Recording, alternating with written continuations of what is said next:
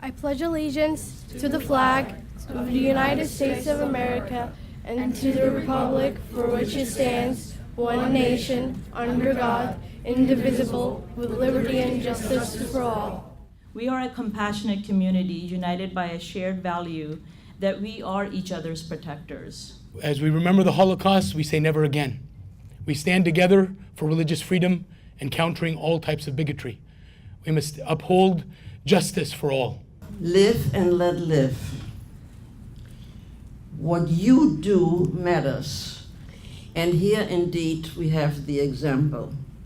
It became very clear that there was no longer a place for Jews in Germany. Everybody was trying to find where to go. Albania, a mostly Muslim country. We were received with open arms, and that's no exaggeration. Minister Kruja, a Muslim, protected the Jews from A to Z. We were not refugees. We were guests in their land. He went back to the German general and said, we looked, we don't know any Jews, we only know Albanians. I know every single one of you, Jewish, Christian, Muslim, Sikh, Hindu, everyone here is standing together to engage with our administration, to engage with our Congress, to help protect our country while welcoming those that are in need and helping them with whatever we can. And that is something that we will do and will continue to do. If anybody would have even said as much as, oh look, that's a Jew, he's being protected by whoever, the whole family would have been killed. One of these SS officers one time told my mother, if I ever were to meet face to face with a Jew or a communist, I would shoot him on the spot. To this day, I cannot tell you how my mother was able to keep a straight face and behave as though nothing was said. It was an unbelievable experience. And when the Germans occupied Albania, the very next morning, the Pilkus asked us, my mother and I, to come and live with them. People asked, who are these people who live with you? And even their son, who was exactly my age, said, oh, these are my mother's cousins from Germany. They're visiting.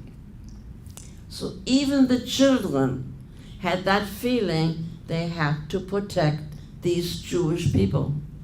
We were part of the family. We were not strangers. We were not refugees. We were part of the family. We stand together to reaffirm national security. And this is the story of America around the country. Jewish, Christian, Muslim congregations are partnering together to support refugees. We're ready to integrate refugees and help them. And that is something that is the story of America, that is the story of religious freedom. At Beth Haverim, the synagogue right on the other side of the wall, it's so important for us to work closely with our partners at ADAMS and the Christian Fellowship Church across the street. And we've undertaken a number of activities. We partner together on a regular basis in community service. And we stand together to help our country, to help refugees. Feeding the hungry here in the county, educating folks in the community about different traditions and faith. And we've worked with the Honorable Congresswoman Comstock many times on upholding religious freedom and upholding American values. And we look forward to working with her and hearing from her today to remember the Holocaust and to help us and work with us to uphold American values and religious freedoms. We think that Loudoun is stronger when we all work together. It is very clear, even Peter Bergen, who has come to ADAMS before in doing research on counter-violent extremism and counter-radicalization, said that there is absolutely no evidence of any Syrian refugees committing harm to our nation or any infiltration of the process. As you know, the Jewish community is very concerned, and we want to make sure that our country is a place of refuge because so many of us from our tradition wouldn't be here without that opportunity. We certainly know these are challenges that we are going to continue to face as a country, but as a people. And you today, and what you're doing here, an interfaith service where we hear of the testimony from Johanna and hear about her family and what her experience was. We know this is going on throughout the world still. Anti-Semitism has risen again. We see it in Europe. We see it on our own college campuses. And we know it's an ongoing problem. We also see Islamophobia, and we see people who don't understand and are scared and don't. And then we also see people who are generally just don't like people of any faith. They don't like the role that faith plays in the community. And I think what's very beautiful about what's going on today is we're coming together as an interfaith community and making sure that we all understand each other's faith and the differences, but also the common faith in what we share and how we're all trying to show our community the face of God as we know it. So thank you for everything you are doing on that front, because it's never been more needed. And these are very complex, challenging problems on how we are going to deal with things, say in Syria, where we know there's slaughter, not only of Muslims are first and foremost being slaughtered there, but so are Christians. And we see, in the Middle East, Christians being driven out of their home. And then you still see very concerned and frightened. I've visited Israel, and so you also, if you visit the Holocaust Museum in Israel or here in our country, what's beautiful about it is they show all of these things going on all around the world with different people, and understanding that we have so much to learn on all of these fronts, and we have to keep learning. So thank you, Johanna, to you and your family for being part of that dialogue. That's a continuing dialogue that we need. We still learn more all the time. I was reading a story about a 93-year-old woman who was in a British newspaper, and her story of how she had escaped and she had lost all of her family except her mother, but now she was, she had, all of these years later, she had been married for 60 years with her husband. What a beautiful story like yours. And so we need to hear those stories. So when we hear what's going on, and obviously what is going on here in our country certainly is concerning to everybody. And I certainly join in that concern. I was pleased last weekend when the interfaith service that was on Saturday morning, right after the inauguration, included Imam Majid, and did have that interfaith experience, brought together people.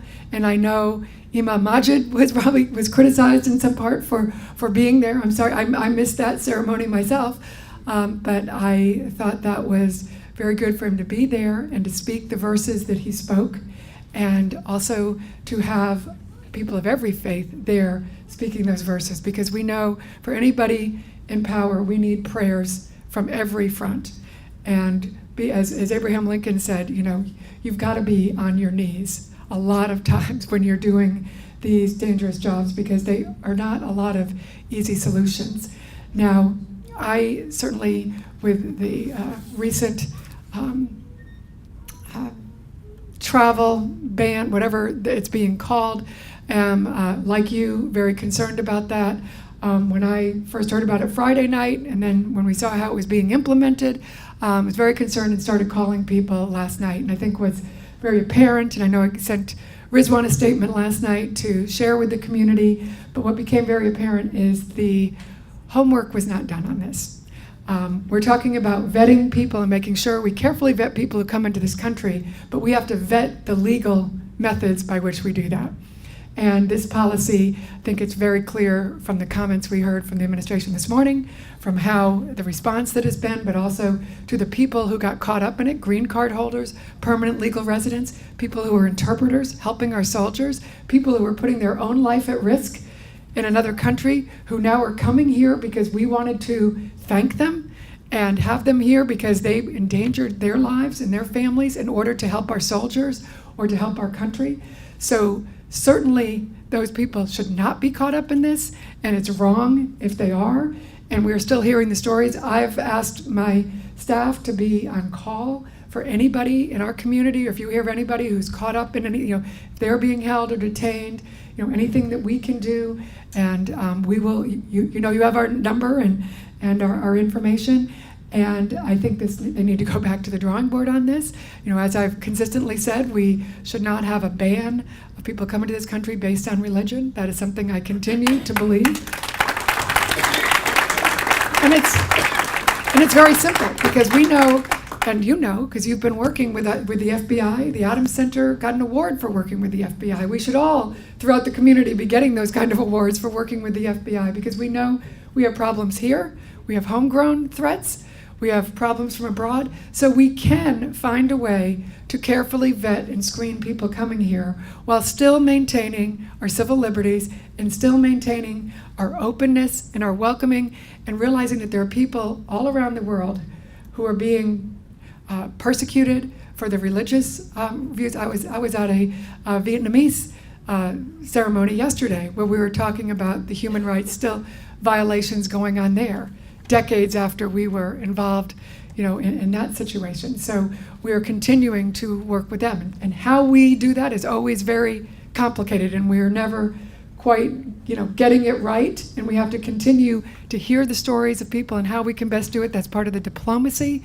that we have to work on. So I join my colleagues, if you haven't heard, Senator McCain, Senator Lindsey Graham, other of my colleagues who work in the Homeland Security areas have all called upon this executive order to be reworked, repurposed, however they're trying to do in terms of protecting the American people, which I know you share that goal. We don't want people who are refugees to be infiltrated by people who are trying to exploit them. We've seen that on our southern border, where children will come over or be coming over the border, and they are exploited by traffickers who take this situation of chaos and exploit it, harm women and children. We don't want that to happen to any of our Syrian refugees or any refugees anywhere. So it's a complex and difficult issue, and I think as you hear sort of the loud voices on each side, what I appreciate is your prayerful approach to all of this and how you've come together as a community to thoughtfully address this, and I look forward to continuing to work with you on that front. So God bless you all, and thank you for this beautiful ceremony today. We appreciate her strong stance for religious freedom and countering anti-Muslim bigotry, countering anti-Semitism, countering all types of bigotry. So we are 100% in partnership to protect our country. And the ADAMS Center, along with the Union for Reform Judaism and dozens and dozens, I would say hundreds of national and regional faith groups, Christian and Jewish groups, have spoken out that we as America must welcome the stranger, as our Jewish brothers and sisters have said. Absolutely, as you know, ADAMS is, and the Muslim community are the first line of defense against any terrorists that would harm our nation. And we work, as you know, the FBI has awarded the ADAMS Center several times recognition for working in partnership for national security. One nation, indivisible, with liberty and justice for all. We must welcome all those that we can and help all those we can, the refugees, the immigrants. We must welcome everyone in our country. We must protect our country. We stand for national security. We stand for peace, and we will work together in harmony and love and respect. The city band played the Israeli national anthem, Hatikva. At the very same moment, the Muazzin was up on the minaret and called the faithful to prayer. I can never properly express to you the feeling that I felt at that moment. If this can happen here, why can't we all live in peace together? We're all created by the same God. Some chose to live this way and some chose to live that way. Some are Jews and some are Muslim and some are Catholic. But live and let live. Why do we have to kill each other? Why can't we all be united and work towards a better world, a good world, a healthier world? He who saves one life is as though he saves the world. I have 4 children. I have 14 grandchildren. And as of last week, I have 19 great-grandchildren. None of that would have happened if it hadn't been for the good Albanian Muslims who saved us. Thank you very much. And together, We stand against anti-Semitism. We stand against anti-Muslim sentiment, against anti-Christianity, against anti-Sikhism, against any bigotry whatsoever. And this is a representative example and model. And in Loudoun County together, we and Northern Virginia and Maryland and DC, we work together in harmony through all the wonderful organizations that partner together in solidarity. So thank you so much, and we will continue this program. But again, a round of applause for Ms. Johanna Neumann and Mr. Neumann for their courage, their leadership,